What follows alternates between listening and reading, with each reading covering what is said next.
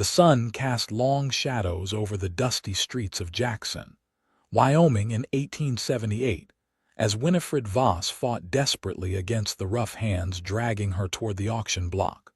Her voice raw from screaming truths her father had forbidden her to speak. The crowd gathered in the town square parted like the Red Sea, their faces a mixture of shock, curiosity, and for some, shameful entertainment. This wasn't the first time Judge Hammond Voss had exercised his power in Jackson, but it was certainly the most scandalous auctioning off his own daughter for daring to expose his corruption. "Let me go," Winifred demanded, her blue eyes flashing with defiance despite the terror gripping her heart. At 22, she'd known challenging her father would bring consequences, but never had she imagined this barbaric punishment. Her honey-blonde hair had come loose from its pins, falling in tangled waves around her face as she struggled. "You cannot do this." Judge Voss stood on the wooden platform, his imposing figure casting a shadow over her. "I can do whatever I please in this town," he announced to the gathered crowd, his voice carrying across the square. "My daughter has proven herself unruly and disobedient. Since I cannot control her, perhaps someone else can teach her the proper way a lady should behave." Winifred's offense had been simple yet, in her father's eyes, unforgivable. After discovering documents proving his involvement in stealing land from farmers on the outskirts of Jackson, she had attempted to bring this information to the town council. Her father had intercepted her, and now, rather than face the consequences of his actions, he was making a spectacle of her, a warning to anyone else who might consider standing against him. Sheriff Miller stood nearby, uncomfortable but unwilling to intervene against the town's most powerful man. Several of the townspeople looked away, shame evident in their downcast eyes. Others watched with morbid fascination. This was Jackson in 1878, a place where justice often bent to the will of powerful men. "We'll start the bidding at $50, announced Bartholomew Reed, the town's auctioneer who looked distinctly uncomfortable with his current assignment but too afraid to refuse the judge. There was an uncomfortable silence as the crowd shifted nervously. Many knew this was wrong, but fear of the judge kept them quiet. A few rough-looking men from the saloon started bidding, their intentions clearly written in their leering expressions. $60, called out a gruff voice. $75, countered another. Winifred felt her heart sink with each increasing bid. Her dress was torn at the shoulder from her struggles, her wrists raw from the rope binding them. She scanned the crowd desperately, looking for a friendly face, for someone who might help her. It was then she noticed him, a tall figure at the edge of the crowd, watching with intense, narrowed eyes beneath the brim of his worn cowboy hat. Unlike the others, he wasn't looking at her with pity or lecherous interest. There was something else in his gaze, calculation, perhaps, and a quiet anger. $100, came a drawling voice from a man she recognized as the owner of the brothel in the next town over. Her blood ran cold. $200, countered the cowboy suddenly, stepping forward. The crowd parted further as he approached, his spurs jingling softly with each deliberate step. Winifred got her first clear look at him, tall and broad-shouldered, with sun-bronzed skin and piercing green eyes. His dark beard was neatly trimmed, and though his clothes were dusty from the trail, there was something commanding about his presence. He couldn't have been much older than 30. $200 for the judge's daughter, the man said clearly, his voice carrying a note of authority that silenced the murmuring crowd. "And I reckon that's where the bidding stops." There was something in his tone that brooked no argument, and even the brothel owner backed down, muttering under his breath. The judge looked displeased but nodded to the auctioneer. "Sold," Reed announced hurriedly, "To Mr. Isaiah Weston," the cowboy supplied, reaching into his vest and pulling out a leather pouch. He counted out the money deliberately, laid it on the platform, then turned his gaze to Judge Voss. "I believe this concludes our business." Without waiting for a response, Isaiah approached Winifred. Up close, she could see the lines of his face, handsome but weathered by sun and wind, with a small scar above his right eyebrow. His expression remained unreadable as he took a knife from his belt and cut the ropes binding her wrists. Winifred flinched, uncertain of his intentions, but his touch was surprisingly gentle as he freed her hands. The crowd watched in stunned silence. "Come with me, Miss Voss," Isaiah said quietly. It wasn't a request, but there was no cruelty in his tone. With no real choice, Winifred followed him through the parting crowd. She could feel her father's furious gaze boring into her back, but refused to give him the satisfaction of looking back. Instead, she held her head high despite her disheveled appearance and torn dress. Isaiah led her to where a magnificent black stallion was tied outside the general store. He untied the reins and, to her surprise, offered her his hand to help her mount. "I can ride behind you," Winifred said stiffly, trying to maintain what dignity she had left. "You've had enough indignity for one day," Isaiah replied simply. "Take the horse. I'll walk alongside." Reluctantly, she accepted his help and settled into the saddle. As they began moving through town, the whispers followed them, but Isaiah seemed impervious to the stares and comments. They had just reached the edge of town when he finally spoke again. "Now, Miss Voss," he said, looking up at her with those penetrating green eyes, "what exactly was it that you wanted to say that got you in so much trouble?" Winifred stared at him, stunned by the question. Not "where shall I take you?" or "what should I do with you?" but a question that acknowledged her voice, the very thing her father had tried to silence. "Why do you care what I have to say?" she asked cautiously, her voice hoarse from screaming earlier. "Because," Isaiah replied simply as they continued down the road leading away from Jackson. "I didn't pay $200 for a woman. I paid it to hear a truth someone was willing to be punished for telling." For the first time since this nightmare began, Winifred felt a small flicker of hope.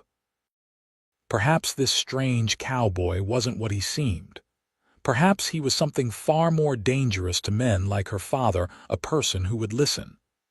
"My father has been stealing land," she said finally, the words rushing out like water from a broken dam.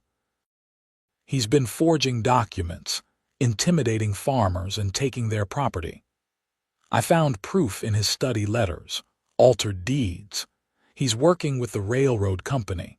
They're going to run tracks through Jackson, and he's been acquiring land along the proposed route to sell at a profit."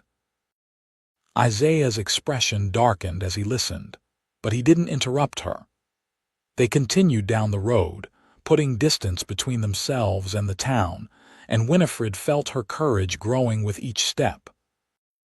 The Hendersons lost their farm last month, a place that had been in their family for 2 generations. Mrs. Henderson died of pneumonia 2 weeks later. They're saying it was the illness, but I know it was heartbreak, and they aren't the only ones. Winifred's hands tightened on the reins. "I was going to bring the documents to the territorial governor, but Father caught me, and now—" She gestured helplessly at herself. "And now you're here," Isaiah finished for her, his eyes scanning the horizon thoughtfully. "Your father's a powerful man. He'll come looking for you." "Why did you buy me?" Winifred asked directly, needing to understand his motivation. "What do you want from me?" Isaiah stopped walking and looked up at her, his expression serious. "Miss Voss, I didn't buy you. No person can own another. That war ended 13 years ago. I paid to get you away from that auction block, and those men with less honorable intentions." "Then what do you expect in return?" Winifred pressed, skepticism evident in her voice. Life had taught her that men rarely did anything without expecting something in return. "Nothing you don't willingly give," he answered firmly, "including the truth you just shared. My ranch is about 10 miles outside of Jackson. You can stay there while we figure out what to do about your father. I have a spare room and my housekeeper, Mrs. Abernathy, lives on the property. Your reputation will remain intact." Winifred studied him, trying to determine if she could trust this stranger who had just dramatically altered the course of her life. There was something in his direct gaze that inspired confidence, but caution held her back. "Why would you help me?" "You don't know me." A shadow passed over Isaiah's face. "Let's just say I have my own reasons for disliking corrupt officials who abuse their power, and I've never been one to stand by when I see an injustice." They continued their journey in silence, the rhythmic sound of the horses' hooves and Isaiah's boots on the dusty road the only sounds between them. Winifred's mind raced with questions, fears, and the faintest glimmer of something she hadn't felt in a long time: hope.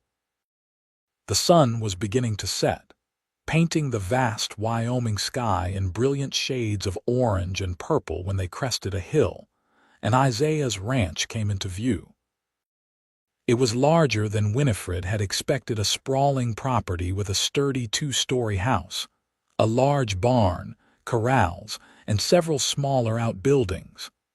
A herd of cattle grazed in the distance, and smoke rose from the house's chimney.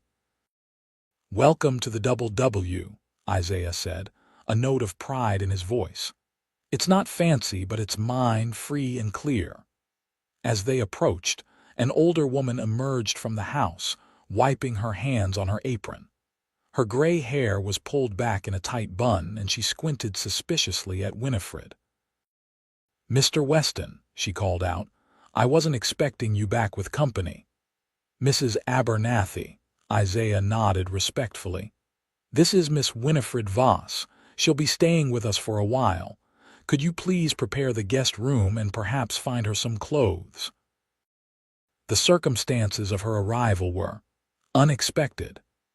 The older woman's eyes widened slightly as she took in Winifred's disheveled appearance, but she asked no questions. "Of course. Come along, Miss Voss. You look like you could use a hot bath and a meal." Isaiah helped Winifred down from the horse, his hands strong and steady at her waist. For a brief moment they stood face to face, close enough that she could see flecks of gold in his green eyes. "Thank you," she said simply, the words inadequate for what he had done. "Don't thank me yet," he replied quietly. "Your father won't let this go easily, but for tonight at least you're safe." Winifred followed Mrs. Abernathy into the house, aware that she was entering yet another unknown situation, but somehow this one felt less threatening. The house was surprisingly comfortable inside, clean, and well furnished with solid, handcrafted pieces. It spoke of care and permanence, not the temporary quarters of a drifting cowboy. Mrs. Abernathy led her to a bedroom on the second floor. "The bathroom's down the hall. I'll heat water for your bath and find you something to wear. Mr. Weston's sister left some clothes when she visited last summer. You look to be about her size." "Mr. Weston has a sister?" Winifred asked, surprised by this revelation of family. "Yes, Elizabeth. Lives in Denver now with her husband. Comes to visit once a year." Mrs. Abernathy studied Winifred carefully. "Mr. Weston is a good man, Miss Voss, one of the best I know. Whatever trouble you're in, you could have found yourself in far worse hands." With that cryptic comment, the housekeeper left Winifred alone. She moved to the window and looked out at the vast expanse of land surrounding the ranch. In the distance, she could see Isaiah leading his horse to the barn, his movements efficient and purposeful. For the first time since her father had discovered her with the documents, Winifred allowed herself to take a deep breath. She was not safe, not truly, but she had found an unexpected ally in this quiet cowboy with the penetrating gaze. What would come next, she couldn't say, but for the moment she was free from her father's immediate reach. And for now, that would have to be enough. The hot bath Mrs. Abernathy prepared was a luxury Winifred hadn't expected. She sank into the water, wincing as it touched the raw skin on her wrists where the ropes had cut into her. The events of the day replayed in her mind her father's rage when he'd caught her with the documents, the public humiliation of being dragged to the auction block, and then the appearance of Isaiah Weston, a man who had spent a small fortune to rescue a woman he didn't know. By the time she dressed in the borrowed clothes, a simple blue cotton dress that fit well enough, and made her way downstairs, the aroma of cooking filled the house. She found Mrs. Abernathy in the kitchen, stirring a pot of stew, while Isaiah sat at the table examining some papers. He looked up when she entered, and for a moment, Winifred caught an expression of something like appreciation in his eyes before his face returned to its usual composed state. He stood, gesturing to a chair. "Please sit. Mrs. Abernathy makes the best beef stew in the territory." The older woman snorted, but couldn't hide her pleased expression. "Flattery won't get you an extra helping, Mr. Weston." The domesticity of the scene was so at odds with the chaos of earlier that Winifred felt momentarily disoriented. She sat carefully, aware that her life had completely upended in the span of a single day. "I've been thinking about your situation, Miss Voss," Isaiah said as Mrs. Abernathy placed bowls of steaming stew before them. "Your father won't let this matter rest. He'll come looking for you, possibly as soon as tomorrow." "I know," Winifred replied, staring down at her food. "He can't afford to let me go to the territorial governor with what I know." "Do you still have the documents?" Isaiah asked, his voice low. Winifred shook her head regretfully. "He found them when he caught me, burned them right in front of me. But I remember what they said, and I know where to find more evidence. He's not as clever as he thinks he is." Mrs. Abernathy, who had been quietly listening while pretending not to, finally spoke up. "Judge Voss has never been a friend to this ranch. When Mr. Weston's father died and there was that dispute about the water rights." She trailed off, looking at Isaiah. "The judge ruled against me," Isaiah finished. "Said my father's claim to the creek that runs through our property wasn't properly documented. Would have ruined this place if I hadn't found my grandfather's original deed in an old trunk. The judge wasn't happy when I presented it." "So you have your own reasons for standing against my father," Winifred observed. "I have my reasons for recognizing a corrupt man when I see one," Isaiah corrected. "But my personal history with your father isn't why I stepped in today. No one deserves to be treated as property, especially not for speaking the truth." They ate in silence for a few minutes before Isaiah spoke again. "We need a plan. Your word against your father's won't be enough, especially with him being the judge."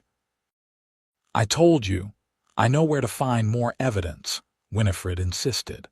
"There's a safe in his study. The combination is my mother's birthday, the only sentimental thing about him.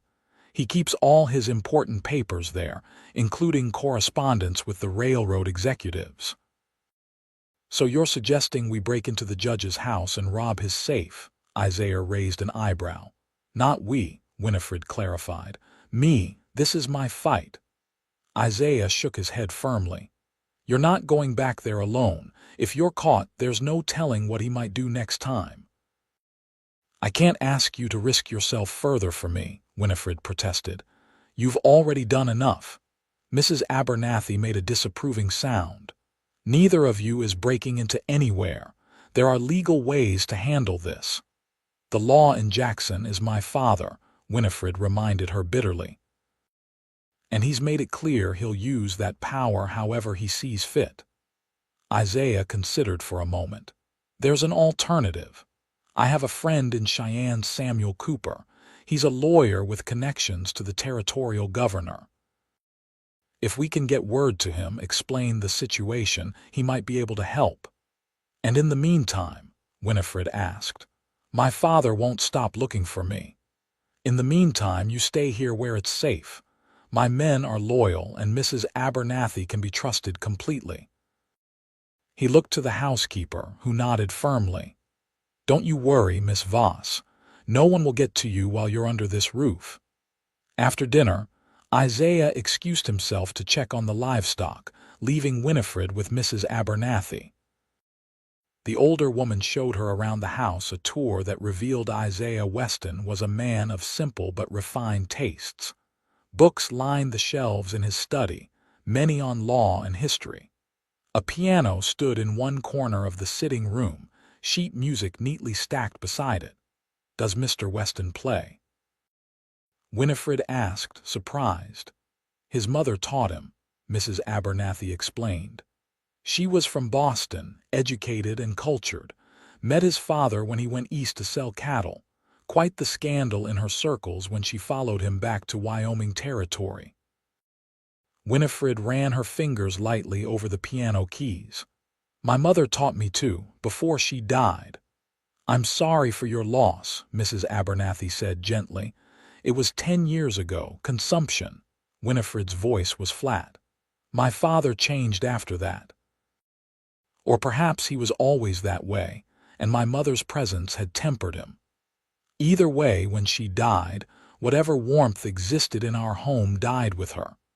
Later, as Winifred prepared for bed, she heard the soft notes of the piano drifting up the stairs. Curious, she wrapped a shawl around her shoulders and made her way down quietly.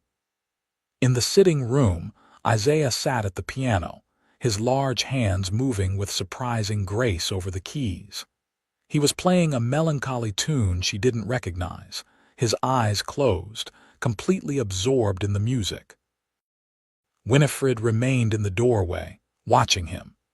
In this unguarded moment, she saw something vulnerable in the strong cowboy who had rescued her. The music spoke of loss and longing, emotions carefully concealed behind his composed exterior. She must have made some sound because Isaiah stopped playing suddenly, turning to find her in the doorway. "I'm sorry," she said quickly. "I didn't mean to intrude." "You're not intruding," he assured her, though he closed the piano lid. "I don't often have an audience." "You play beautifully," Winifred said, moving further into the room. "Mrs. Abernathy told me your mother taught you."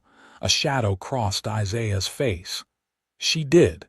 She loved music, said it was the one thing from her old life she couldn't leave behind."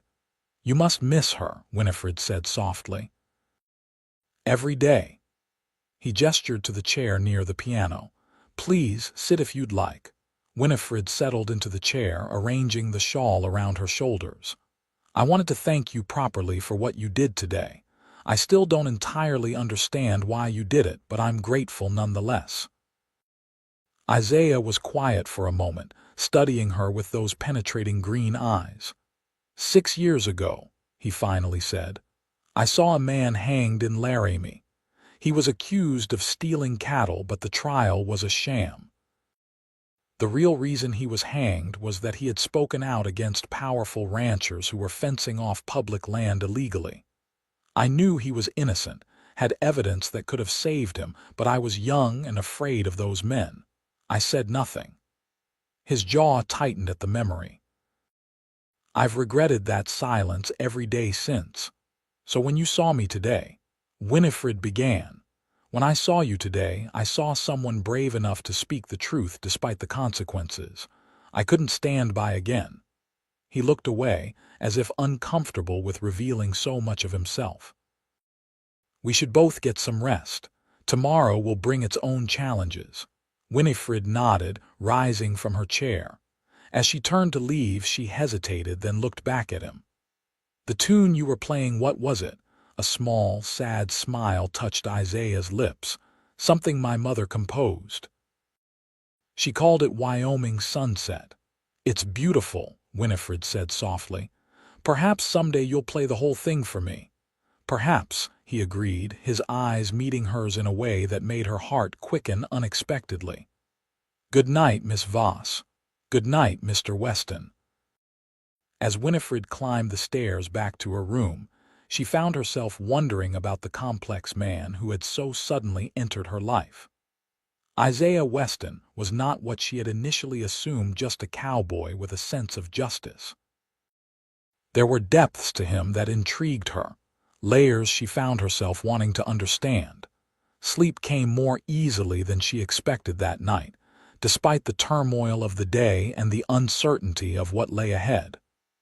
For the first time in years, she felt that she wasn't facing her battles alone. The next morning dawned clear and bright. Winifred woke to the sounds of the ranch coming to life, the distant lowing of cattle, the whinny of horses, men's voices calling to each other as they began their day's work. For a moment, she lay still, orienting herself to her new surroundings before the events of the previous day came rushing back. She dressed quickly in another borrowed dress, this one a practical brown cotton with small white flowers, and made her way downstairs.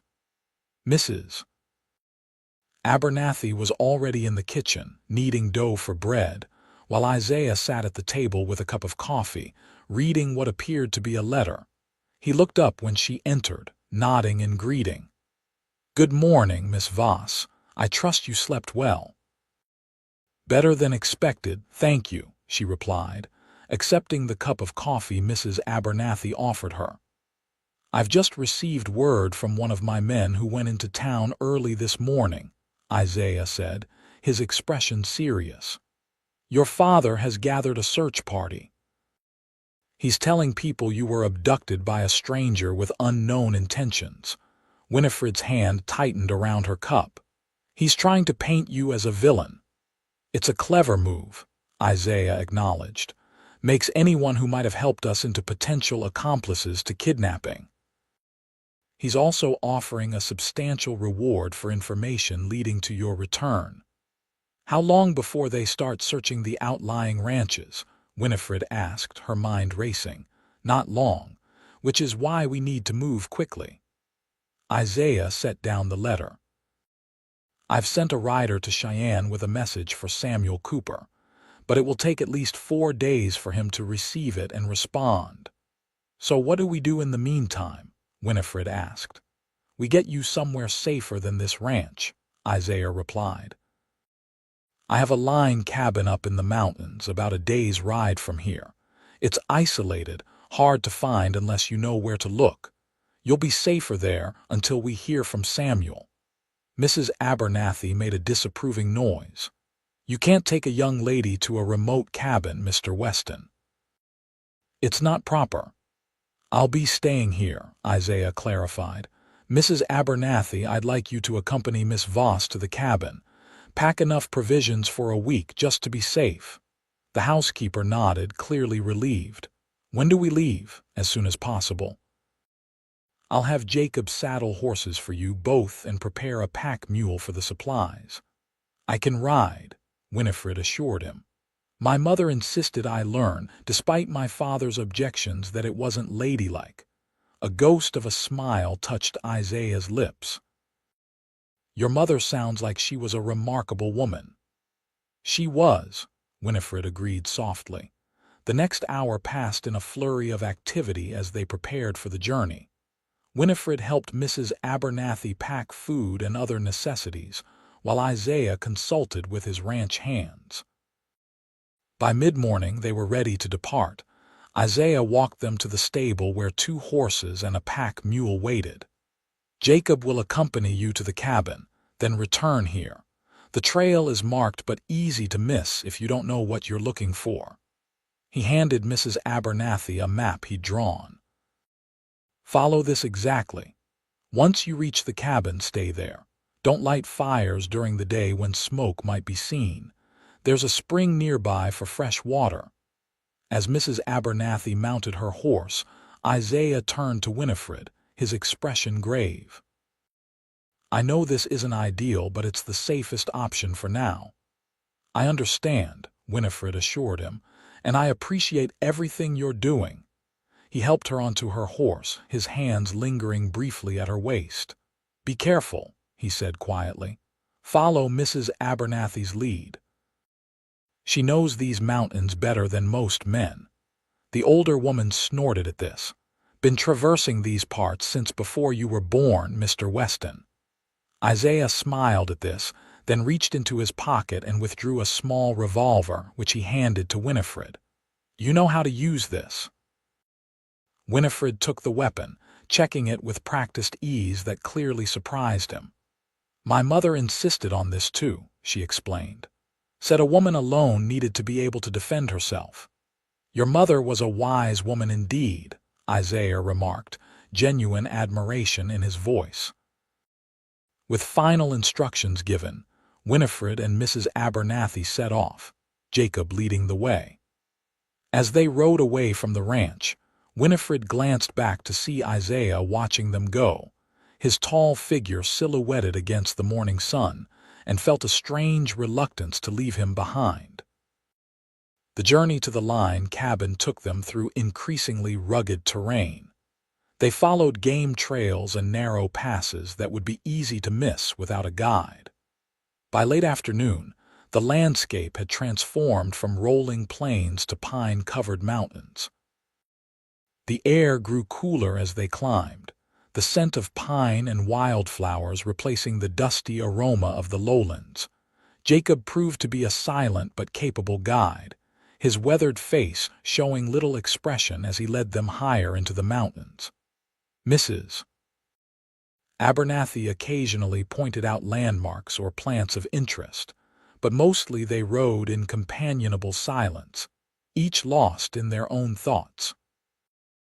Winifred's mind kept returning to Isaiah, his unexpected kindness, the depth she'd glimpsed when he played the piano, the way his eyes seemed to see right through her defenses. It was disconcerting to feel such a connection to a man she'd known for barely a day, yet she couldn't deny the pull she felt toward him. "He's a good man," Mrs. Abernathy said suddenly, as if reading Winifred's thoughts. "Been through more than his share of hardship, but it never made him hard or bitter, just more determined to do right." "What happened to his parents?" Winifred asked, curious about the man who had risked so much to help her. "His mother died when he was 16. Influenza. His father followed 5 years later. Heart gave out. Isaiah was just 21 when he inherited the ranch, with debts and disputes attached to it. Everyone expected him to sell up and move on." Mrs. Abernathy's voice held unmistakable pride.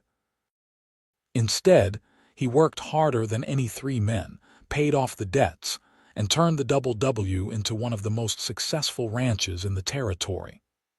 Winifred processed this information, finding her admiration for Isaiah growing. "And he never married." Mrs. Abernathy gave her a shrewd look. "There was a girl once, about 4 years ago. Rebecca Thornton, daughter of a banker from Cheyenne. Pretty enough, but more in love with the idea of being a rancher's wife than with Isaiah himself. When she realized the reality involved more hard work than romantic sunsets, she returned to Cheyenne." The older woman sniffed disapprovingly.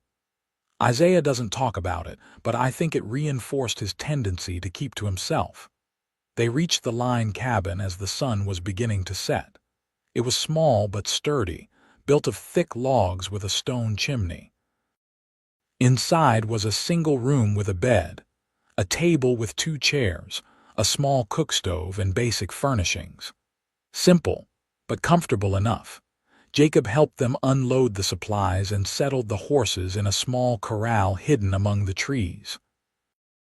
After ensuring they had everything they needed, he prepared to leave. "Mr. Weston said to tell you he'll send word as soon as he hears from Mr. Cooper," Jacob told Winifred, "and to stay put, no matter what." After Jacob departed, Mrs. Abernathy set about making the cabin livable while Winifred unpacked their provisions. They worked in comfortable silence until the older woman spoke. "You know, your situation reminds me of something that happened years ago." Mrs. Abernathy said as she swept the wooden floor. A woman in a nearby town spoke out against her husband's business practices. He was watering down the whiskey at his saloon and cheating miners out of their hard-earned money. He had her committed to an asylum, claimed she was hysterical and delusional. Winifred paused in her work. What happened to her? Her brother rescued her, took her all the way to California. Last I heard, she was running a successful millinery shop in San Francisco. Mrs. Abernathy set down her broom. My point is, sometimes the path to justice isn't straight or simple. And sometimes the people who help us along the way become more important than the destination. Winifred considered the older woman's words as they prepared a simple dinner of beans and cornbread. The cabin grew cozy as night fell, with a small fire in the stove providing warmth and light. Outside, the mountain darkness was absolute, broken only by the brilliant stars overhead. "You think you'll be able to help me?" Winifred asked quietly as they sat at the small table. "Isaiah, I mean." Mrs. Abernathy studied her for a moment. "That man has never failed at anything he's set his mind to," she said confidently. "And I've never seen him more determined than he is to help you." The next few days passed slowly in the mountain cabin. Winifred and Mrs. Abernathy fell into a routine preparing meals, keeping the cabin tidy, taking short walks in the surrounding forest while being careful to remain hidden from any potential searchers. Mrs. Abernathy taught Winifred how to identify edible plants and berries, skills she had learned from her Shoshone grandmother decades earlier. They saw no sign of pursuit, but Winifred couldn't shake the feeling that her father wouldn't give up easily. Each night, she checked that Isaiah's revolver was loaded and within reach, a precaution that Mrs. Abernathy didn't discourage. On the fourth day, as they were hanging laundry on a line strung between two pines, Mrs. Abernathy suddenly stilled, her head cocked to one side. "Someone's coming," she said quietly. "Get inside and get the gun." Winifred hurried into the cabin, her heart pounding as she retrieved the revolver. Through the small window, she watched as Mrs. Abernathy calmly continued hanging clothes, though her posture was alert, ready. The sound of hoofbeats grew louder, and then a horse and rider appeared through the trees. Winifred's grip tightened on the gun until she recognized the rider Isaiah.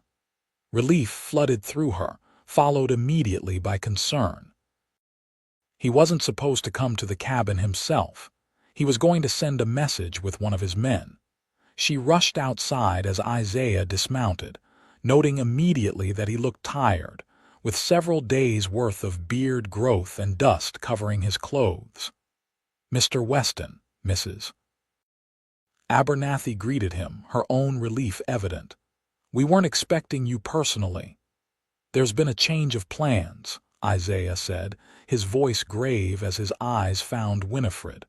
"Your father's men searched the ranch yesterday. They didn't find anything connecting you to us, but they're expanding their search. It's not safe for you to stay here any longer." "Did you hear from Mr. Cooper?" Winifred asked anxiously. Isaiah nodded, leading his horse toward the cabin. "He's arranged for us to meet him in Laramie. From there, he'll escort you to Cheyenne where you can speak directly with the territorial governor." "Us?" Winifred questioned. "I'm coming with you," Isaiah confirmed. "Your testimony alone might not be enough, but combined with what I know about your father's previous abuses of power, it might convince the governor to act." "When do we leave?" Mrs. Abernathy asked practically. "Tonight," Isaiah replied. "We'll travel under cover of darkness for the first leg of the journey. It's a risk, but less of one than staying put. Your father has hired professional trackers." The urgency in his voice spurred them to action. While Mrs. Abernathy packed their few belongings, Isaiah and Winifred gathered the remaining provisions. "I'm sorry to put you in this position," Winifred said quietly as they worked. You've already risked so much for me." Isaiah paused, turning to face her directly. "You have nothing to apologize for. Your father is the one who should be sorry for betraying his position, for harming those he was meant to protect, and most of all, for treating his own daughter as property to be sold." The intensity in his gaze made Winifred's breath catch. In that moment, standing in the small cabin with the afternoon light filtering through the windows, she felt something shift between them, a recognition of something deeper than the circumstances that had brought them together. Before she could respond, Mrs. Abernathy returned with their packed bags, breaking the moment. "We're ready whenever you are," the older woman announced. Isaiah nodded, turning away from Winifred. "Good. We'll leave at dusk." They spent the remaining daylight hours preparing for the journey. Isaiah explained the route they would take, avoiding the main roads and towns where news of the search for Winifred might have spread. They would travel southeast through the mountains, then cut across to Laramie, where Samuel Cooper would be waiting. As the sun began to set, casting long shadows through the trees, they mounted their horses. Mrs. Abernathy had insisted on returning to the ranch to maintain appearances and throw off any suspicion, leaving Winifred and Isaiah to make the journey alone. "Be careful, both of you," the older woman said as she prepared to head in the opposite direction. "And Miss Voss," she added with a meaningful look, "remember what I told you about paths that aren't straight or simple." With those cryptic words, she turned her horse and disappeared into the gathering darkness, leaving Winifred and Isaiah to begin their journey to Laramie. The first few hours of riding were silent, both of them focused on navigating the unfamiliar mountain trails in the dark. Isaiah led the way, occasionally reaching back to guide Winifred's horse through particularly treacherous sections. Each time his hand touched hers, even briefly, Winifred felt a jolt of awareness that had nothing to do with their precarious situation. They stopped to rest the horses shortly after midnight in a small clearing sheltered by towering pines. The night was clear and cool, the sky ablaze with stars that seemed close enough to touch. Isaiah built a small, carefully contained fire and prepared coffee in a battered tin pot. "We'll rest here for a couple of hours," he said, handing Winifred a cup of the strong black coffee. "Then ride until dawn. There's a place I know where we can hide during daylight hours." Winifred accepted the cup gratefully, the warmth seeping into her cold fingers. "How far is Laramie from here?" 3 days' ride if we're careful," Isaiah replied, settling across from her at the fire. "Cooper will wait." They sat in companionable silence for a while, the soft crackling of the fire and distant call of an owl the only sounds. "Tell me about your mother," Isaiah said suddenly, his eyes reflecting the firelight as he watched her over the rim of his cup. Winifred was surprised by the question but found herself wanting to answer. She was different from most women in Jackson. She'd been educated in Boston literature, music, even some science. "She married my father when she was 18 and he was 35, already established as a lawyer. I think she believed she was entering a partnership of minds." A sad smile touched Winifred's lips. Instead, she found herself in Wyoming territory with a husband who expected obedience, not conversation. "Yet she taught you to ride and shoot," Isaiah observed. "She did those things in secret. She said she wanted me to be self-sufficient, to never have to depend entirely on any man." Winifred stared into the fire, memories washing over her. "When I was 12, she started coughing up blood. By the time I turned 13, she was gone. My father sent me to a finishing school in Denver the very next month." "He was trying to erase her influence," Isaiah surmised. Winifred nodded. "Yes, but it was too late. She'd already shaped who I would become." She looked up at him curiously. "And your mother?"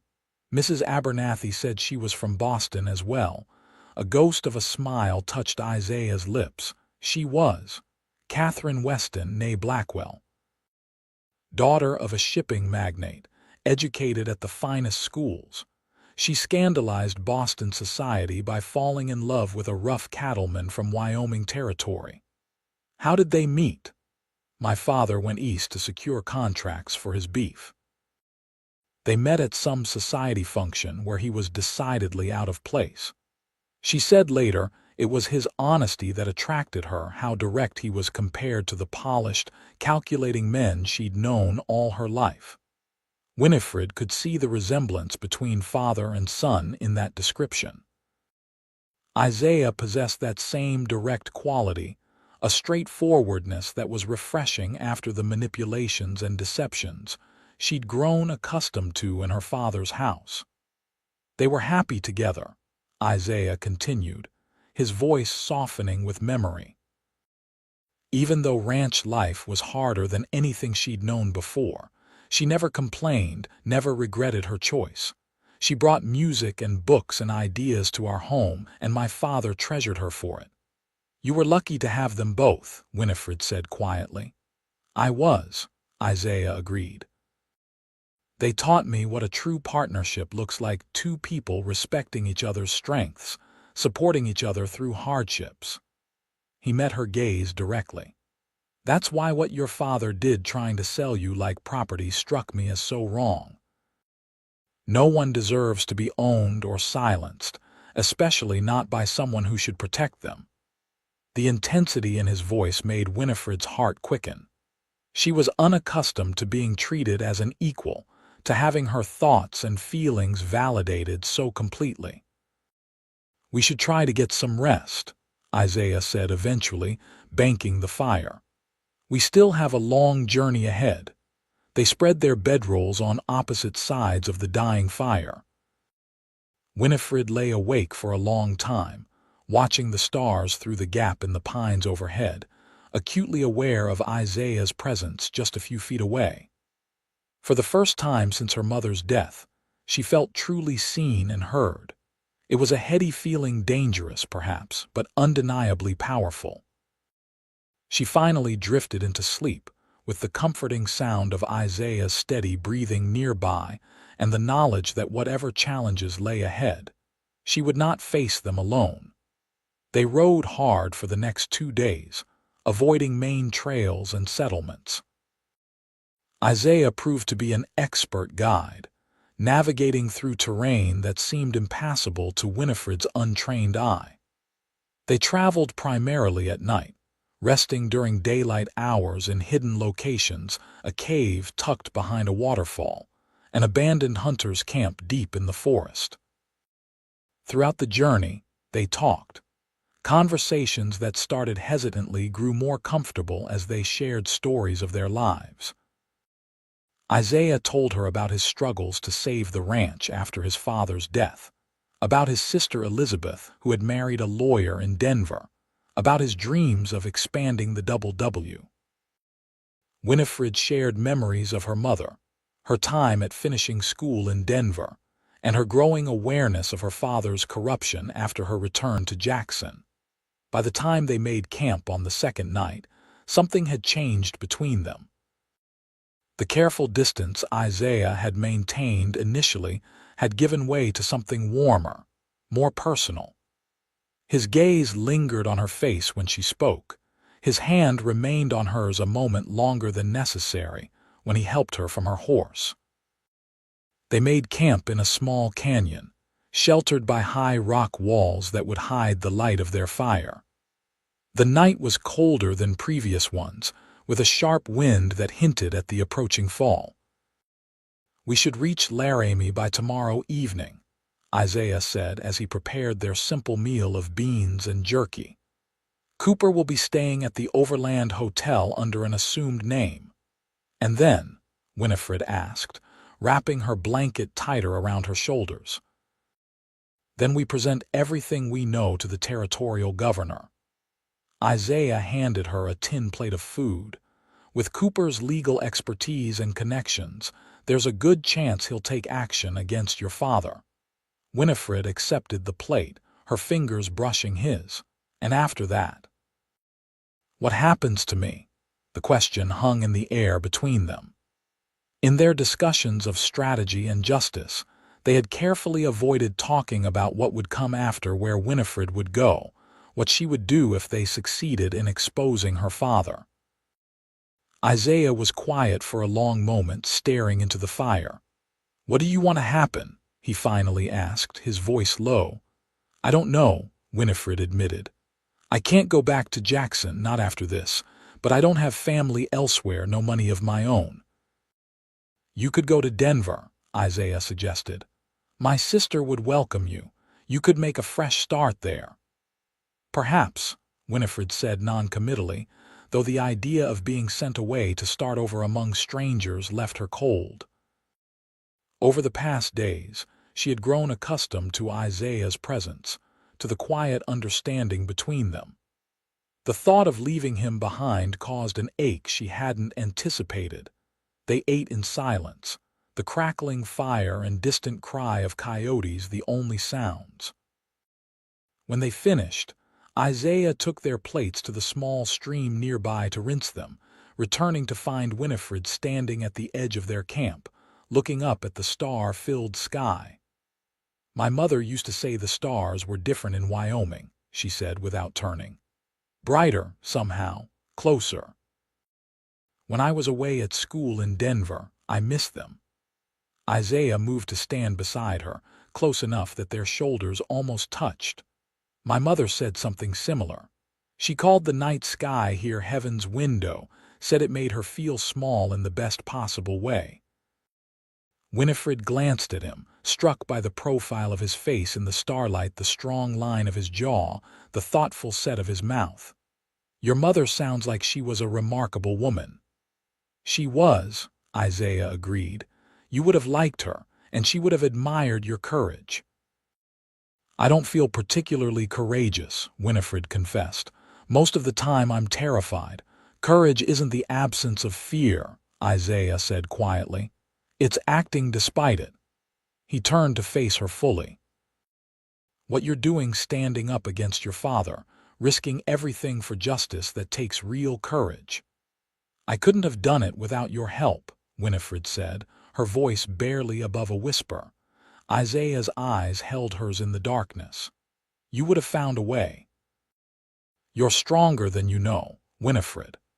It was the first time he had used her given name, and something about hearing it in his deep voice sent a shiver through her that had nothing to do with the cold night air. "Isaiah," she responded in kind, testing the feel of his name on her lips. He reached out slowly, as if giving her time to step away, and tucked a strand of hair behind her ear, his fingers lingering against her cheek. "We should get some rest," he said, though he made no move to step back. "Tomorrow will be a long day." Winifred nodded, unable to look away from his gaze. For a breathless moment, she thought he might kiss her, hoped he would, but instead he dropped his hand and stepped back. "Good night, Winifred," he said softly, returning to the fire. "Good night," she replied, remaining where she was for a few moments longer, trying to calm her racing heart before following him back to camp. They rode out before dawn, pushing their horses harder as they drew closer to Laramie. The terrain gradually changed from forested mountains to rolling hills, making them more visible but also allowing them to travel faster. Isaiah remained vigilant, frequently checking their back trail for any sign of pursuit. By mid-afternoon, they crested a hill and saw Laramie in the distance, a growing town nestled along the railroad tracks, with buildings clustered around a main street and smoke rising from various chimneys. "We'll approach from the north," Isaiah decided after studying the layout. "Less chance of being noticed that way." As they rode closer to town, Winifred felt a mixture of hope and trepidation. If all went according to plan, she would finally have the opportunity to expose her father's corruption. Yet there was also the unspoken question of what would happen afterward, where she would go, whether she would see Isaiah again. They entered Laramie as dusk was falling, when the streets were busy with workers returning home and visitors heading to saloons and restaurants. Isaiah led them to a small stable on the outskirts of town where an older man greeted him by name. "Mr. Weston, been a while since we've seen you in these parts." "Good to see you, Frank," Isaiah replied, dismounting and helping Winifred down from her horse. "We need boarding for the horses and discretion about our arrival." The stable owner looked curiously at Winifred but asked no questions. "You know your business is always private here. The horses will be well cared for." After settling their mounts, Isaiah and Winifred made their way through side streets toward the Overland Hotel, a 3-story building on the main street. They entered through a side door, avoiding the busy lobby, and Isaiah approached a hotel employee who was sweeping the hallway. "I'm looking for Mr. Thompson," he said quietly, using the agreed-upon alias for Samuel Cooper. The young man nodded. "Room 212, sir. He's expecting you." They climbed the stairs to the second floor and found room 212 at the end of the hallway. Isaiah knocked in a specific pattern 3 quick taps, a pause, then 2 more. The door opened to reveal a distinguished-looking man in his 40s, with salt and pepper hair and intelligent eyes behind wire-rimmed spectacles. He ushered them in quickly, checking the hallway before closing and locking the door. "Isaiah," he greeted, clasping the cowboy's hand firmly. "Glad you made it safely." His gaze shifted to Winifred. "And this must be Miss Voss." "Mr. Cooper," Winifred acknowledged, accepting his handshake. "Thank you for your help. Please call me Samuel, and there's no need for thanks. Any enemy of Judge Voss is a friend of mine." He gestured to the sitting area of the suite. "Please sit. You must be exhausted from your journey." The room was comfortably appointed with a small sofa, 2 armchairs, and a writing desk. A doorway led to what Winifred assumed was a bedroom.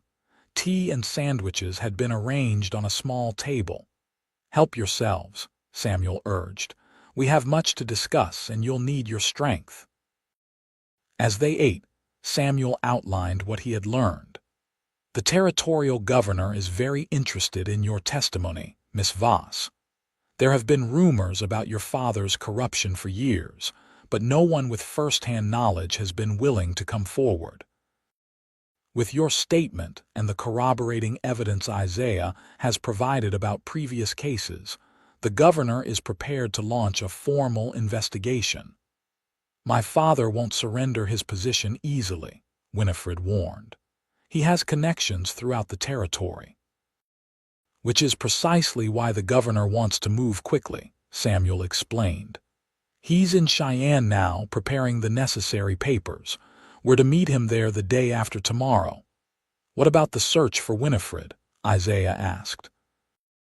"Her father has hired trackers and is offering a substantial reward for her return."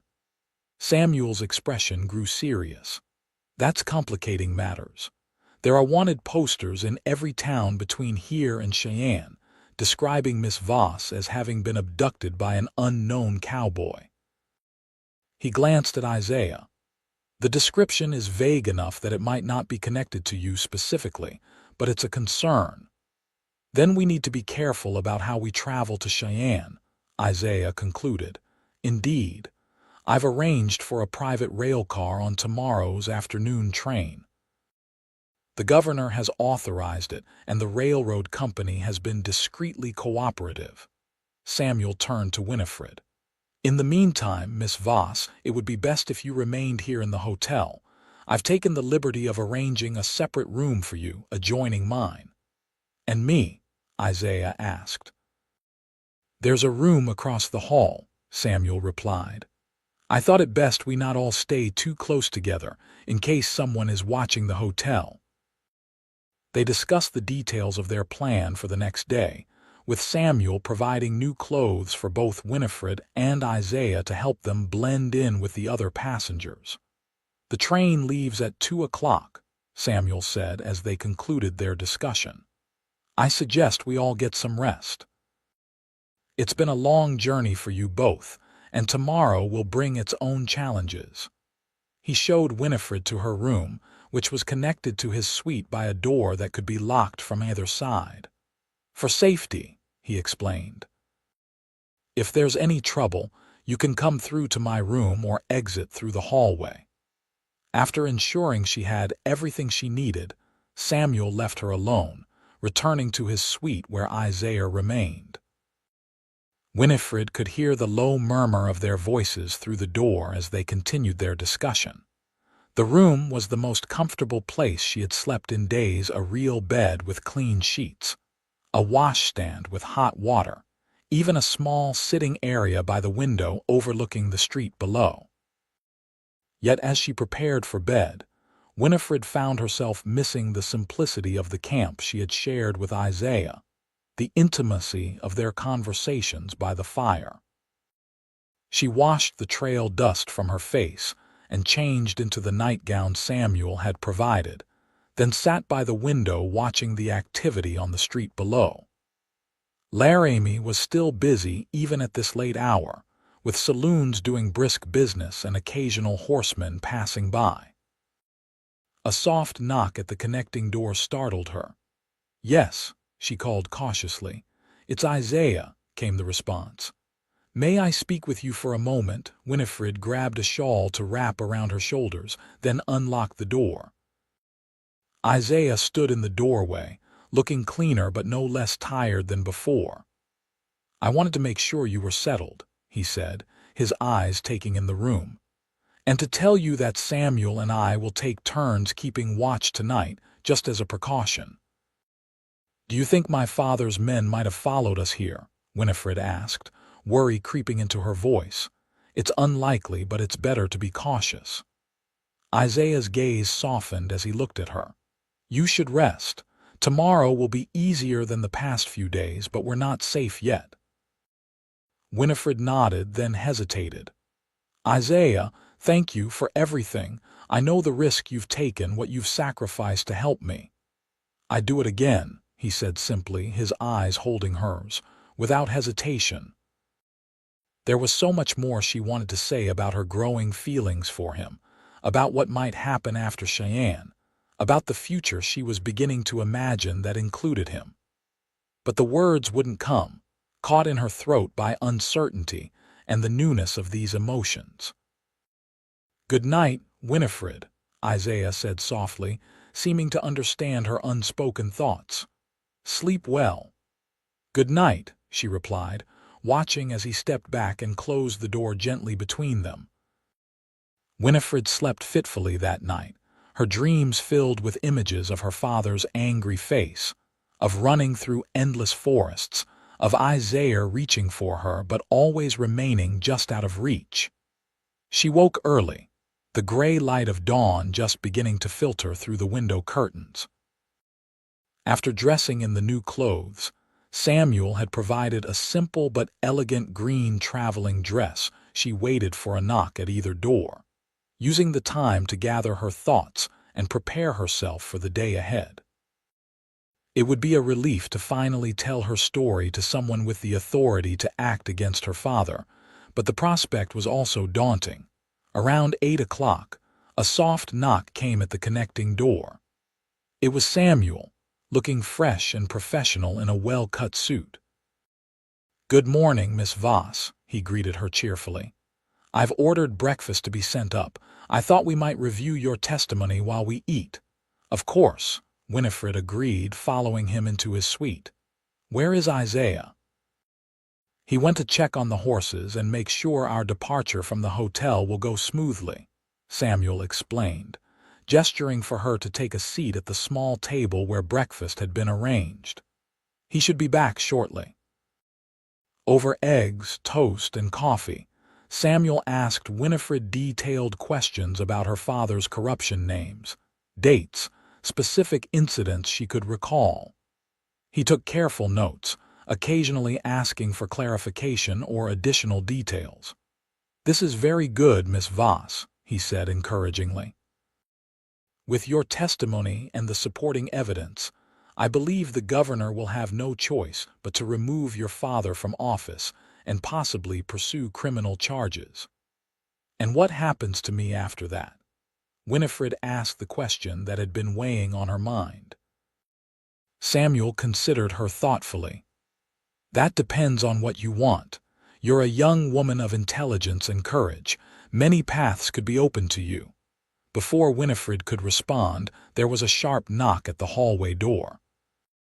Samuel rose to answer it, checking through the peephole before opening the door to admit Isaiah. Winifred's heart quickened at the sight of him. Clean-shaven now and dressed in new clothes that transformed him from a rough cowboy to a respectable rancher. The new attire didn't diminish his presence. If anything, it emphasized the breadth of his shoulders and the intensity of his green eyes. "Everything is arranged," Isaiah reported, nodding a greeting to Winifred. "The horses are being well cared for, and I've secured a carriage to take us to the station later." "Excellent," Samuel approved. "We were just reviewing Miss Voss's testimony. Would you care to join us for breakfast?" Isaiah accepted, taking the seat across from Winifred. As Samuel continued his questioning, Winifred found herself increasingly aware of Isaiah's steady gaze, the way he listened intently to her responses, occasionally adding his own recollections of previous cases where Judge Voss's rulings had seemed suspect. By mid-morning, Samuel was satisfied with their preparation. "I believe we have everything we need," he concluded, gathering his notes. "The train leaves at 2 o'clock, so we have a few hours to wait. I suggest you both rest. I need to send a telegram to the governor confirming our arrival." After Samuel departed, Isaiah and Winifred found themselves alone in the suite. A slightly awkward silence fell between them, different from the comfortable quiet they had shared during their journey. "You look well," Isaiah finally said. "The new clothes suit you." "As do yours," Winifred replied, a small smile touching her lips, "though I must admit I've grown accustomed to the dusty cowboy." Isaiah laughed softly, the sound warming her. "Don't worry, I'll be back to that soon enough. The double W doesn't run itself." The mention of his ranch brought the unspoken question back to the forefront of Winifred's mind: what would happen after Cheyenne? Would they go their separate ways? The thought sent a pang through her heart that surprised her with its intensity. "Isaiah," she began hesitantly, "when this is over, when my father has been dealt with, what then?" He met her gaze directly, his expression serious. "What do you want to happen, Winifred?" "I don't know," she admitted. "I haven't allowed myself to think beyond exposing my father's corruption. But I know I don't want to lose." She hesitated, uncertain how to express what had grown between them. "Lose what?" Isaiah prompted gently, moving to sit beside her on the small sofa. "This," Winifred gestured between them. "Whatever this is becoming." Isaiah took her hand, his larger one enveloping hers with gentle strength. "I don't want to lose it either," he said quietly. "These past days with you, despite the danger and uncertainty, have been—" He paused, searching for the right word. "Illuminating." "I've been alone for a long time, Winifred. I thought that was how I preferred it until I met you." Hope bloomed in Winifred's chest at his words. "What are you saying, Isaiah?" "I'm saying that when this is over, when you're safe and your father has been brought to justice, I hope you'll consider coming back to the Double W, not as someone in hiding, but because you want to be there." His green eyes held hers steadily. "Because I want you there." Winifred's heart raced at his words, at the future they suggested. "I'd like that," she said softly. "Very much." Isaiah's gaze dropped to her lips, and for a moment Winifred thought he might kiss her. Instead, he squeezed her hand gently and stood. "We should be ready when Samuel returns," he said, though the look in his eyes told her this conversation wasn't over, merely postponed. Samuel returned shortly before noon, looking troubled. "There's a complication," he announced without preamble. Judge Voss arrived in Laramie this morning. Winifred felt the blood drain from her face. He's here. In Laramie, Samuel nodded grimly, with several men. They're asking questions at the hotels and stables. It won't be long before they reach the overland. How did he know to look here? Isaiah asked, his expression darkening. He may not know specifically, Samuel reasoned. He could be checking all the major towns within riding distance of Jackson, but it means we need to change our plans. We can't wait for the 2 o'clock train. What do you suggest? Isaiah asked, already moving to gather their few belongings. There's a freight train leaving for Cheyenne in 45 minutes. It's not as comfortable as the passenger train, but it will get us there. Samuel checked his pocket watch. We need to leave now, and we'll need to be cautious. I caught a glimpse of one of the men with Judge Voss, a particularly unsavory-looking character with a scar across his cheek. Martin Reeves. Winifred identified the man immediately, her voice tight with fear. My father's enforcer. He's dangerous, Samuel. All the more reason to leave quickly, Samuel concluded.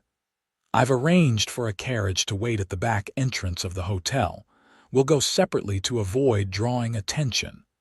Miss Voss and I will go first, then Isaiah will follow a few minutes later. We'll meet at the freight depot on the east side of town. They moved swiftly, gathering only what was essential. Samuel gave Winifred a hooded cloak to help conceal her identity, and Isaiah checked that his revolver was loaded and accessible. Be careful, Isaiah told Winifred as she prepared to leave with Samuel. If anything happens, run, don't wait for us. I'm not leaving without you, she replied firmly. Isaiah's expression softened momentarily. Stubborn woman, he murmured, his tone making it sound like an endearment. Go now. I'll be right behind you. Samuel led Winifred down the back stairs of the hotel and out into the alley where a covered carriage waited. They settled inside, and the driver set off immediately, taking a circuitous route through the back streets of Laramie toward the freight depot. Will Isaiah be safe? Winifred asked anxiously, peering through the carriage curtain at the passing streets. He can take care of himself, Samuel assured her, though his own expression was concerned. Isaiah Weston isn't a man many would challenge willingly. They reached the freight depot without incident and were directed to a small office where the station master greeted Samuel with recognition. Mr. Cooper. The man nodded respectfully. Everything is arranged as requested. The private car is attached at the rear of the train. Thank you, Jenkins, Samuel replied. We'll board immediately. One more member of our party will be arriving shortly. The private car turned out to be a converted caboose, sparsely furnished but serviceable. Winifred paced anxiously by the window, watching for any sign of Isaiah. The minutes ticked by, and Samuel checked his pocket watch with increasing frequency. The train leaves in 10 minutes, he noted worriedly. He should have been here by now. Just as Winifred was about to suggest they go look for him, the door to the caboose opened and Isaiah entered, slightly out of breath but unharmed. Sorry for the delay, he apologized. I had to take a detour. Reeves was questioning people outside the hotel. Did he see you? Samuel asked sharply. No, but it was close. I don't think we've been discovered yet, but it's only a matter of time. Isaiah moved to the window, checking the platform. When does the train leave? Any minute now, Samuel replied. As if on cue, the train whistle sounded, and there was a lurch as the cars began to move. The three of them stood tensely by the windows, watching as the depot slowly receded from view. They were just beginning to relax when Winifred gasped, pointing to a figure running alongside the slowly accelerating train. It's Reeves, she exclaimed, recognizing the scarred face of her father's enforcer. The man was shouting something to companions behind him, pointing at their car. He must have spotted us, Isaiah said grimly, checking his revolver. Or someone at the depot told him about the private arrangement. They watched in alarm as Reeves managed to grab onto the ladder of the last car and pull himself aboard. Behind him, 2 more men were attempting to do the same. "Lock the door," Isaiah instructed sharply. "Move away from the windows." Samuel complied, securing the heavy door that connected their caboose to the rest of the train. "There's only the one entrance," he noted. "If they come through there, we have nowhere to go." "Then we'll have to make sure they don't get through," Isaiah replied, his voice hard as he positioned himself near the door, gun ready. Winifred's heart pounded in her chest as she heard the sound of men moving on the roof of the caboose. They were trapped, the train now moving too fast for them to jump safely. "What do they want?" Samuel asked tensely. "Surely they don't mean to harm a judge's daughter." "They want to stop me from testifying," Winifred replied, her voice steadier than she felt. "My father would rather see me silenced permanently than face the consequences of his actions." A heavy thud on the roof confirmed her fears. Reeves and his men were directly above them now. "They'll try to come through the roof hatch," Isaiah realized, glancing up at the small trapdoor that provided access to the roof of the caboose. "Samuel, is there anything we can use to barricade it?" Before Samuel could respond, there was a loud bang as something heavy struck the hatch. The wood splintered but held. "Get behind the desk," Isaiah ordered Winifred, positioning himself where he could see both the main door and the roof hatch. Another bang, and this time the wood cracked visibly. One more hit would likely break it open. "Samuel," Isaiah said quietly, "take my spare gun. If they get through, protect Winifred at all costs." The lawyer nodded grimly, accepting the smaller revolver Isaiah handed him. The final blow came with a crash of splintering wood. The hatch gave way, and a man's face appeared in the opening, not Reeves, but one of his companions. Isaiah didn't hesitate. He fired once, the shot deafeningly loud in the confined space. The man cried out and disappeared from view. "Did you kill him?" Winifred asked, her voice barely audible over the pounding of her heart. "Wounded his shoulder," Isaiah replied, not taking his eyes from the opening. "He won't be climbing down anytime soon." There was movement on the roof, shouted curses, and then a new face appeared, Martin Reeves himself, his scarred visage contorted with rage. "Give us the girl, Weston," he called down. "This doesn't concern you." "You're not taking her anywhere," Isaiah replied coldly. "Leave now, or the next shot won't be a warning."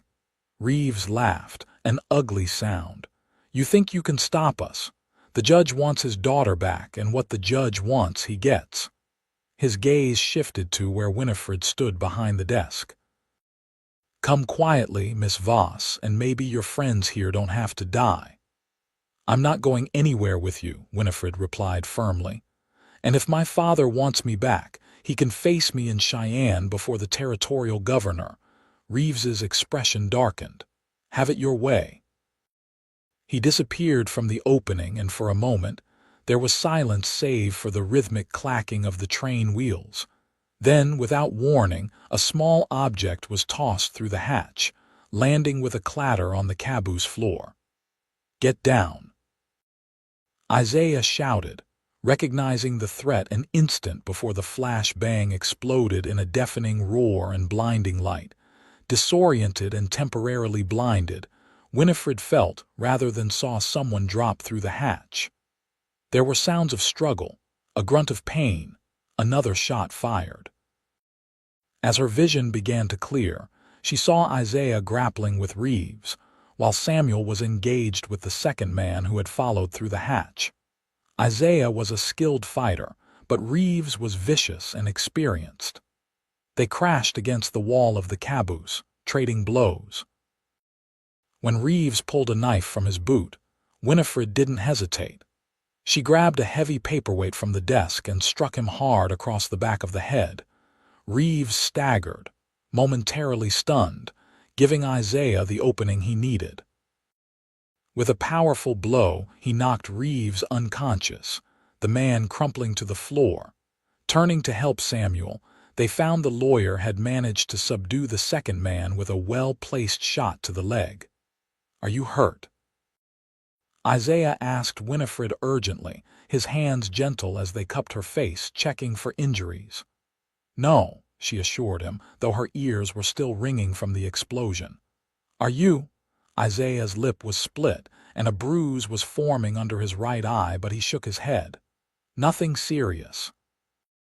Samuel, the lawyer, was breathing heavily but appeared uninjured. "I'm fine, but we need to secure these men before they come around." Using belts and neckties, they bound the two unconscious men. The third remained on the roof, his wounded shoulder presumably preventing him from joining the fight. "What do we do with them?" Winifred asked, eyeing Reeves warily. Even unconscious, the man's scarred face held a threatening quality. "The next stop is about an hour from now," Samuel said, consulting his pocket watch. "We'll hand them over to the local sheriff with an explanation of what happened. I have enough influence to ensure they're held until the governor can interview them." As the adrenaline of the fight began to fade, Winifred found herself trembling. Isaiah noticed immediately, guiding her to sit on the small bench along one wall of the caboose. "It's over now," he said softly, sitting beside her and taking her hand in his. "You're safe." "For how long?" Winifred asked, the reality of their situation sinking in. "My father won't stop. Even if these men are arrested, he'll send others. He can't afford to let me testify." "Then we make sure you testify as soon as we reach Cheyenne," Samuel said firmly. "The governor has agreed to meet us immediately upon our arrival. Once your statement is on record, your father's position becomes much more precarious." Isaiah's thumb traced gentle circles on the back of Winifred's hand, a small gesture of comfort that helped steady her. "We'll get through this," he promised. "All of it."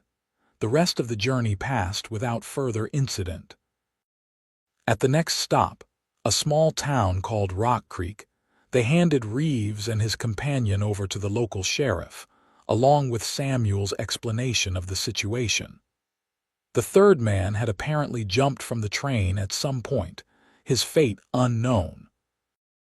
By the time they reached Cheyenne late that evening, word had been sent ahead to the governor, and a carriage was waiting to take them directly to the territorial offices. Despite the late hour, Governor John Thayer received them immediately in his private office, a distinguished man in his 50s with shrewd eyes and a no-nonsense demeanor. "Miss Voss," he greeted Winifred with a formal bow. "I understand you have a grave matter to bring to my attention concerning your father, Judge Hammond Voss." "Yes, sir," Winifred replied, her exhaustion momentarily forgotten in the face of this long-awaited opportunity. "I have evidence of my father's corruption and abuse of power." For the next 2 hours, Winifred detailed everything she knew about her father's illicit activities, the land seizures, the collaboration with the railroad, the bribes he had accepted, the threats he had made. Isaiah and Samuel added their own testimonies, providing corroborating evidence where they could. The governor listened attentively, occasionally asking clarifying questions, but mostly allowing them to speak without interruption. When they finished, he sat in thoughtful silence for several long moments. "This is a serious matter," he finally said. "Judge Voss has been a powerful figure in the territory for many years. These allegations, if proven true, represent a profound betrayal of public trust." "They are true, Governor," Winifred insisted. "Every word." Governor Thayer nodded slowly. "I believe you, Miss Voss. Your testimony is detailed and consistent, and Mr. Cooper's reputation lends it considerable weight." He turned to his secretary, who had been taking notes throughout the meeting. "Prepare the papers immediately. I want Judge Voss suspended from his duties pending a full investigation, effective immediately." Relief washed over Winifred at these words. It wasn't a complete victory yet, but it was a crucial first step. "What about Miss Voss's safety?" Isaiah asked, his concern evident. "Her father has already sent men after her once." "I'll arrange for territorial marshals to provide protection," the governor assured them. "Miss Voss, you're welcome to stay here in Cheyenne under our protection until the investigation is complete." "Thank you, Governor," Winifred replied gratefully, "but I believe I already have arrangements." She glanced at Isaiah, who met her gaze with quiet understanding.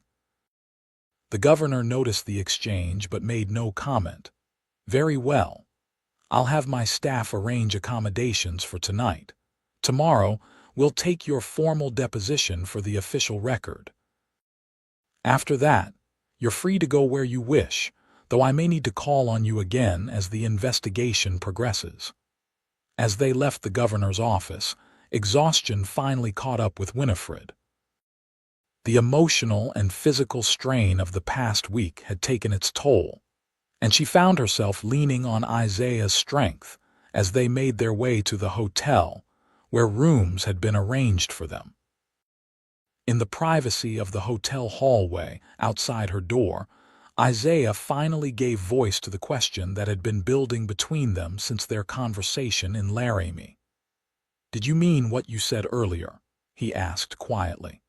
"About having arrangements after this is over?" Winifred looked up at him, taking in the bruise darkening beneath his eye, the split lip from his fight with Reeves, the weariness evident in his face, all sacrifices he had made for her.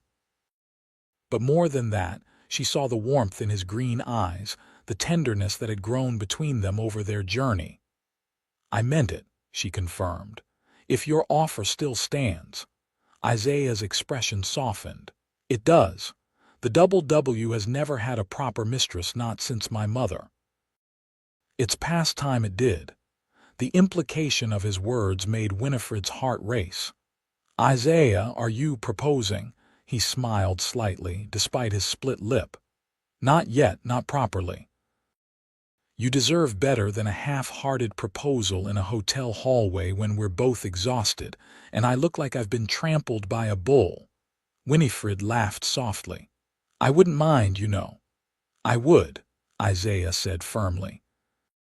"When I ask you to be my wife, Winifred Voss, it won't be after a fight on a train or a meeting with the governor. It will be somewhere beautiful and peaceful, somewhere worthy of you." "I'll hold you to that," Winifred replied, her voice warm with promise. Isaiah leaned down and very gently pressed his lips to hers in a kiss that held both tenderness and restrained passion. "Good night, Winifred," he murmured against her lips. "Sleep well. Tomorrow begins the rest of your life." "Our life," she corrected softly. "Our life," he agreed, his smile reaching his eyes. "I like the sound of that." The formal deposition the next day was grueling but necessary. Winifred spent hours recounting every detail she could remember about her father's corruption, with territorial lawyers meticulously documenting her testimony. By the time it was complete, she felt drained but also relieved the truth was finally on record, beyond her father's ability to silence or distort. Governor Thayer met with them again afterward, informing them that Judge Voss had been officially suspended and an interim judge appointed to Jackson. Marshals had been dispatched to serve the papers and begin collecting evidence. "What will happen to him?" Winifred asked, surprised to find that, despite everything, a small part of her still cared what became of her father. "That depends on what the investigation uncovers," the governor replied honestly. "At minimum, he will lose his position and his reputation. If the corruption is as extensive as you've described, he may face criminal charges and imprisonment." It was a sobering thought, but Winifred felt no satisfaction in it, only a quiet sense that justice was finally being served, not just for her but for all those who had suffered under her father's corrupt rule. With their official duties complete, Isaiah, Winifred, and Samuel shared a final meal together in Cheyenne. The lawyer would be staying to assist with the investigation, while Isaiah and Winifred planned to return to the W the following day. "What will you do now, Miss Voss?" Samuel asked as they enjoyed their dinner. "Return to Jackson eventually." "No," Winifred replied definitively. "There's nothing for me there anymore. I think my future lies elsewhere." Her gaze met Isaiah's across the table, and the warmth she saw there confirmed her decision. Samuel noticed the exchange and smiled knowingly. "I see. Well, the W is a fine ranch, and I believe it will be in excellent hands." The journey back to the ranch was far more relaxed than their frantic flight to Laramie and Cheyenne had been. They traveled by train to Laramie, reclaimed their horses, and set out for the W at a leisurely pace, enjoying the opportunity to simply be together without the constant threat of pursuit. During an overnight camp in a beautiful meadow nestled among pine-covered hills, Isaiah fulfilled his promise. As the sun set in a spectacular display of gold and crimson, painting the Wyoming sky in breathtaking colors, he asked Winifred to be his wife. "I told you it would be somewhere beautiful and peaceful," he said, holding her hands in his as they stood together watching the sunset. "Somewhere worthy of you." "It's perfect," Winifred agreed, tears of happiness welling in her eyes. "And yes, Isaiah Weston, I will marry you." Their kiss sealed the promise, a tender exchange that held the hope and possibilities of their future together. When they finally returned to the W, Mrs. Abernathy was waiting on the porch, her usually stern expression breaking into a rare smile when she saw them riding up together. "About time you two came home," she said by way of greeting. "I was beginning to worry." "No need for worry anymore," Isaiah assured her, helping Winifred down from her horse. "Everything's been settled and there's news to share."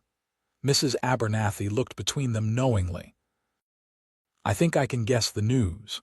Come inside. I've got stew on the stove and fresh bread in the oven." As they settled into the comfortable routine of ranch life, Winifred found herself adapting more easily than she had expected. The skills her mother had taught her riding, shooting, managing a household served her well. And the new skills she learned helping with the cattle, understanding the business side of the ranch, gave her a sense of purpose and partnership with Isaiah that she had never experienced before. News from Cheyenne came regularly through Samuel's letters. The investigation into Judge Voss had uncovered even more corruption than Winifred had known about. Her father had been formally charged and was awaiting trial. Many of the farmers who had lost their land were being compensated, though the damage done to their lives could never be fully repaired. Isaiah and Winifred were married that autumn in a simple but joyful ceremony on the ranch. Samuel Cooper came from Cheyenne to officiate, and Isaiah's sister, Elizabeth, traveled from Denver with her husband. The ranch hands and neighboring families gathered to celebrate, and even a few brave souls from Jackson attended, including Sheriff Miller, who had finally found the courage to stand against Judge Voss once the governor's investigation began. As Winifred stood before Isaiah, exchanging vows beneath an arch of autumn leaves and wildflowers, she reflected on the extraordinary journey that had brought her to this moment.